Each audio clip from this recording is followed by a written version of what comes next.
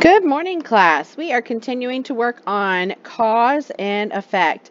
Now we are going to read some passages and we're going to look for cause and effect relationships within the passage. So this first passage that we're going to read is titled Bats and Their Amazing Ears. All right, follow along with me and listen for any cause and effect relationships that you may hear. Imagine what it would be like to use your ears to find your dinner. This is what most bats have to do. These bats are different from most animals because they use sound to find food. Bats make sounds people can't hear. The sounds hit things around the bats. Then the sounds bounce back to them as echoes. They find food by listening to the echoes. The bats can even hear echoes from tiny insects. They follow the echoes to catch the insects.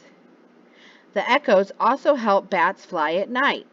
They can tell the difference between echoes from trees and echoes from the insects they eat. Since the echoes show where things are, bats do not fly into things. They use their ears the way most people use their eyes. Alrighty, so in this first paragraph, it's introducing the idea that the bats are different from most animals because they use sound. I did not find any cause and effect relationships in this first paragraph. So,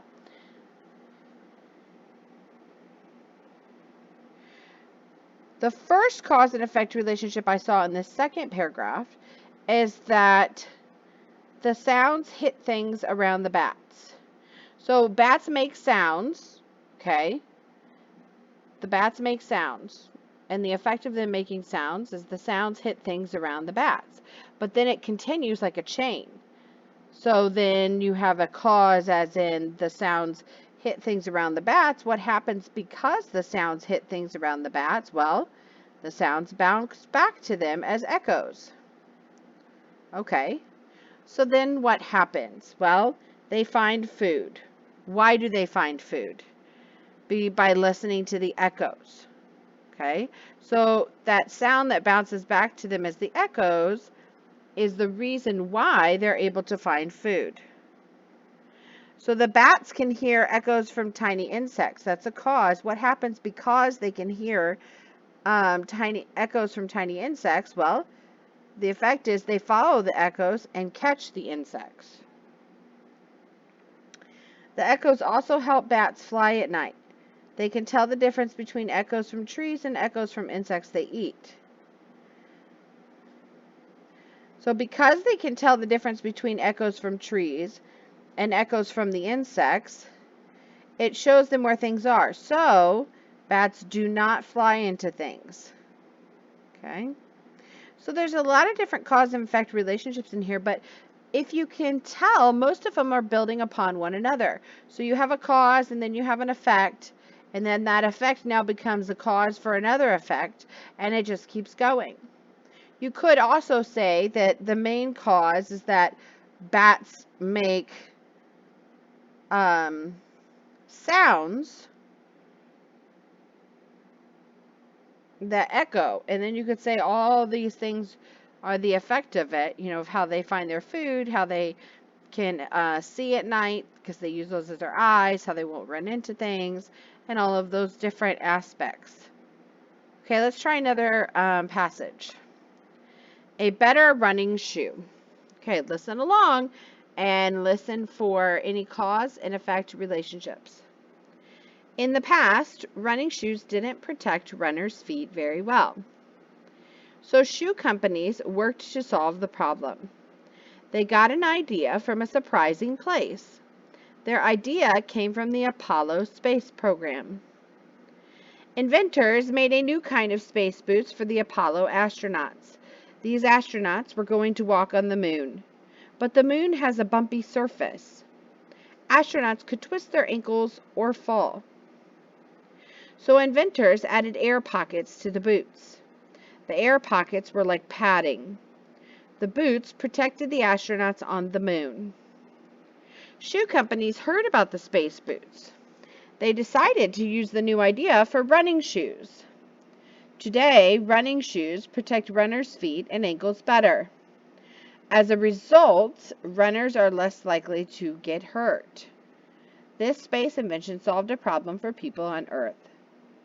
All right, let's go back to that first paragraph. What happened? Shoe companies worked to solve the problem of shoes not protecting runners' feet.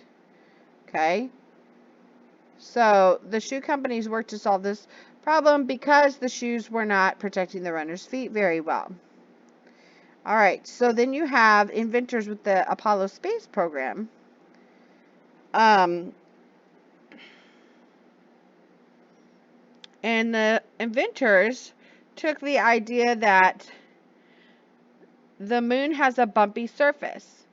Well, what could that cause? That could cause astronauts to twist their ankles or fall. So your cause is the moon has a bumpy surface, and the effect of that is that they could twist their ankles or fall.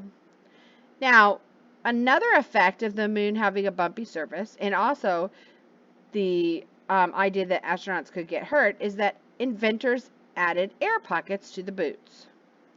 Okay, so now the boots protected the astronauts on the moon. Now, because these inventors with the Apollo space program invented new boots, then shoe companies used their new idea for running shoes. So because the space program created boots to protect astronauts, shoe companies created running shoes to protect runners' feet and ankles better. Now, if you go to the third paragraph, here's another cause. Today, running shoes protect runners' feet and ankles better. And because of that, and you see your clue right there as a result, runners are less likely to get hurt. Remember, as you're reading, there's all kinds of relationships within the text. And often, one thing happens because of something else. And that is your cause and effect relationship. Your cause is going to be why something happens, and your effect is going to be what happened. So when something happens in a paragraph or a story, ask yourself, why did that happen? And you will find your cause.